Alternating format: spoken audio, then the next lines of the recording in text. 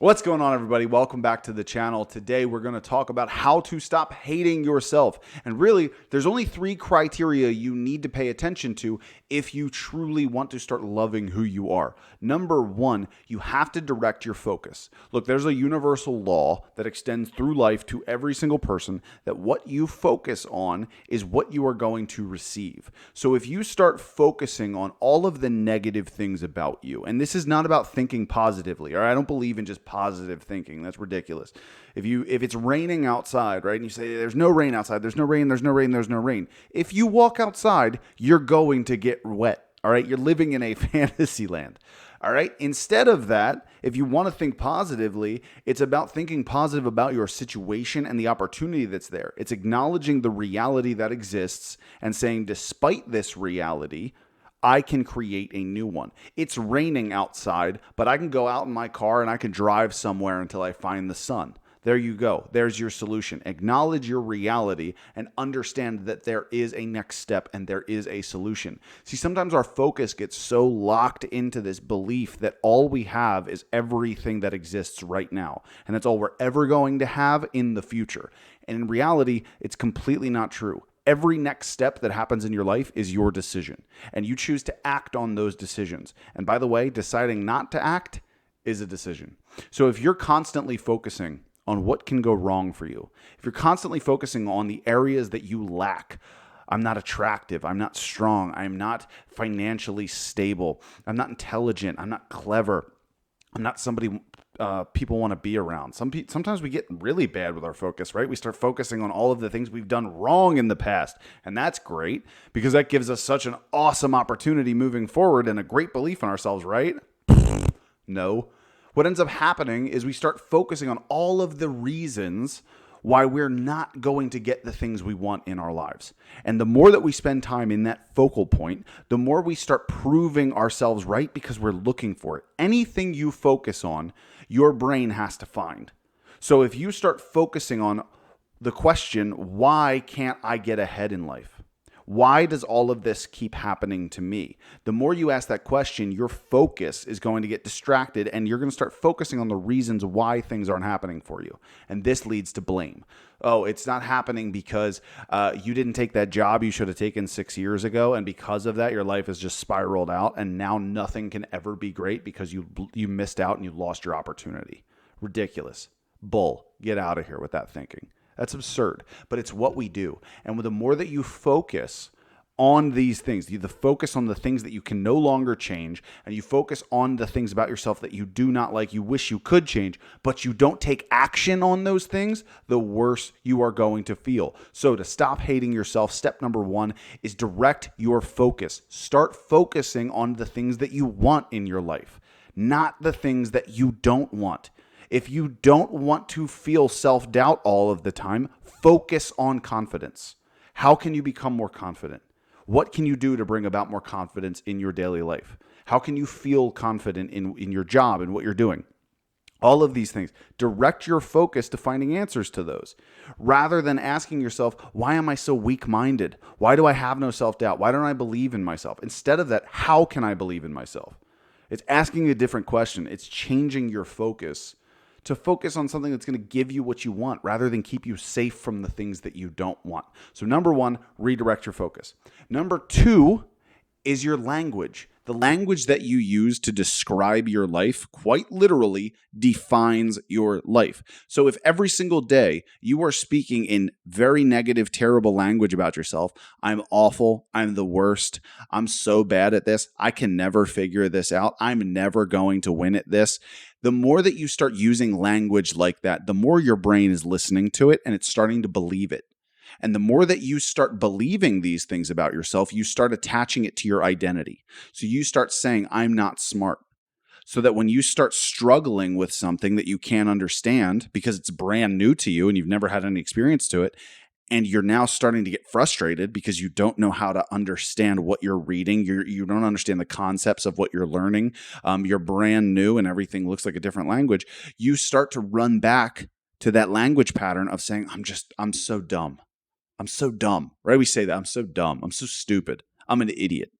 We start saying these things, right? And then our brain's listening and it's saying, yeah, you are an idiot. You've been saying that. You are an idiot. That is correct. And then we start believing this. And so that anytime we have any challenges, that's our quick default. We say, I'm not good at this. I know my thing. I used to always say, I'm not good at math.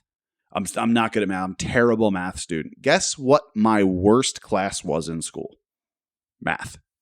Want to know why? Because I kept telling myself I'm bad at this. And because I kept telling myself, it didn't make me want to get better at it. All it did was discourage me from ever possibly being good at it. So instead of using this language, ask yourself different questions. Speak in different ways about who you are, because the internal conversation that's happening in your head is always happening. I don't care what you say externally. There's always a conversation going on in here. So if you start paying attention and you start noticing the things that you're saying, describing your life as in a week's time, the more that you can get into this habit, the more you can start doing this exercise for yourself, the more A, you're going to learn about yourself, but B, you're also going to start noticing, wow, I use some terrible language to express who I am and how I show up in life. And because of that, I've quite literally defined my life as boring, sad, frustrating, dumb, idiotic, miserable, a liar. We start doing all of these things, and rarely do we label ourselves as good things, right? We try to take the humble route, but in reality, we're just stacking all of the negativity on top of us and giving ourselves a label that we've been living through for so long that probably is inaccurate. So step number 2 to stop hating yourself is stop using so much negative language around your life and who you are. Find the things around you that give you grace, that give you happiness in what you have. I mean, if you got a roof over your head, that's something. I love that I have a roof over my head. There you go. There's a sentence for you. You can start incorporating into your daily life. Show some appreciation, show some gratitude for who you are and what you have potential to do. Because the more you start doing this, the more you'll start believing these things. And the more you start believing these things, the more you start believing in you and who you are. And you quite literally change the conversation that's happening in your head. So step number 2 is focus on your language. And finally, the third step to stop hating yourself is to change your beliefs. Mostly and entirely, 100% actually, the beliefs that you've been carrying for so long that have kept you stuck in this spot right now. The things that have kept you down, the things that you have believed 10, 20, 30 years ago, that you have carried into the future to now to define your life, to define what has happened in your life, to define who you are, all of these beliefs that you have, beliefs about the world, all of that, challenge them.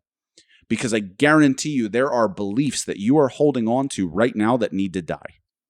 There are beliefs that you have been given, that you have adopted from other people that do not serve you anymore. They don't add any value to your life now, and they won't add any value to your life in the future. But you hold on to these beliefs because they've been with you for so long. And because you've made decisions based on these beliefs so often, this to you is life. And this to you is the way that life is supposed to be. But in reality, we take all of our beliefs from other people. And if the beliefs that you have right now that are keeping you from getting ahead in life, if the beliefs that you've been given throughout the course of your life, be kind, be wise, be gentle, be smart, be respectful, all of these things, these beliefs that you have, sometimes they're not accurate. And sometimes you have to create your own belief about a situation. If you don't respect somebody, but your belief is to be respectful, great. But what if this person is disrespecting you at every turn? And because of your belief to be respectful, you just continue respecting this person. And because of that, that person walks all over you and you hate yourself for letting that happen. But you keep letting it happen because you have this belief that you have to be respectful to other people. Now, this is just an example, but this is how beliefs work. And the more beliefs that you have that go against your grain of how you want to live your life and who you want to be, the more you fulfill those beliefs that take away from you, the more you hate yourself. And the less love that there will be space for in the opportunity that you can actually start focusing on you and loving yourself again. So, in order to fully complete this transformation, you have to do an audit on your beliefs. and what you truly believe is right and or wrong and or accurate in your life, and what beliefs you need moving forward to bring about your goals, to bring about your success, to bring about that life that you want. If your whole life you've believed that you're not worthy of being successful in anything, well, I have a very, very haunting realization for you for your future, if that's your belief. However, if you believe that you've never been successful in something, but it's because you've never really truly pursued something that you love, and now your belief is, in order to feel fulfilled and to trust myself and to love me, I need to do things that I know fill me up, completely engorge my soul, make me feel incredible inside and out. If that is your belief, you will live in accordance to that belief, and you will find things to bring that belief to fruition and to make it true. But if you continue to hold on to old beliefs for the rest of your life, you will get more of the same for the rest of your life.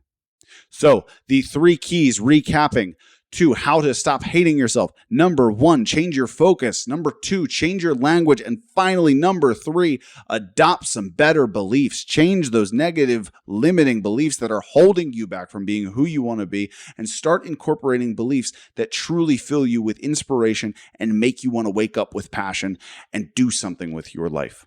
Thank you for your time and stopping by on this video. I hope you learned something valuable that you can now take and incorporate into your life to create a better future. 2 things I ask of you. Number 1, if this was helpful, can you please do me a favor? Share this video with a friend. Help someone else out and help me get the word out to them. Number 2, make sure you're subscribed, hit that notification bell so you don't miss a new update, and like the video if you enjoyed the content. I'll talk to you soon.